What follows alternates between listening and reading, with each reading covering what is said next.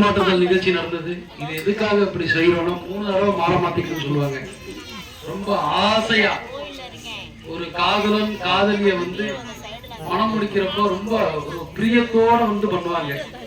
அப்படி பண்றத நம்ம கண்குளிர பாக்குறப்போ நம்ம பையனுக்கும் இந்த மாதிரி கல்யாணம் நடக்கணும், நம்ம பொண்ணுக்கும் இந்த மாதிரி கல்யாணம் நடக்கணும், நம்ம பேர குழந்தைகளுக்கு இந்த மாதிரி கல்யாணம் நடக்கணும், ரொம்ப சீர் சிறப்புமா நல்ல அழகா சந்தோஷமா எல்லாரும் ஒண்ணு கூடி இந்த மாதிரி கல்யாணம் நடத்தி வைக்கணும் அப்படின்னு சொல்லி ஒரு மனசுல ஒரு எண்ணம் தோன்றுமா. எண்ணமே வாழ்க்கைன்னு சொல்லுவாங்க.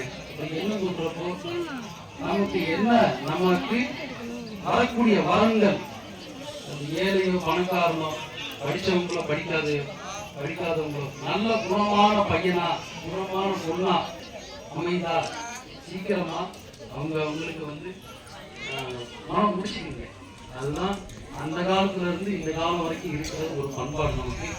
அதன் அடிப்படையில தான் இந்த கல்யாண வைபவம் நடத்துறப்போ இந்த மாலை மாற்றுதல் நிகழ்ச்சி திருக்கல்யாண வைபவத்துல செய்வோம். சந்தோஷமா 2 பேர் பாடுறாங்களா, எல்லாரும் பாத்தீங்களா? சந்தோஷமா இருந்துச்சா? மாங்கல்ய திருக்கூட்ட போறோம். இப்ப நான் சொன்ன மாதிரி அச்சதைய புதுசா வந்தவங்களுக்கும் சொல்றேன், அச்சதைய யாரும் சாமி மேல போடாதீங்க. அது சாமி மேல போறதுக்கு நமக்கு அதிகாரம் கிடையாது. அச்சதாவா கீழே வந்துச்சேன்.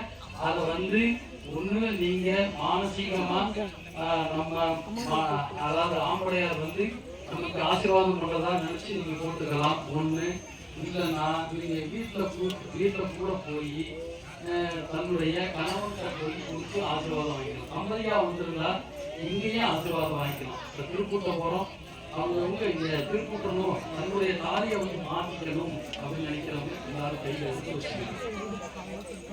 மாங்கல்ய தாரம் ஆகட்டும்.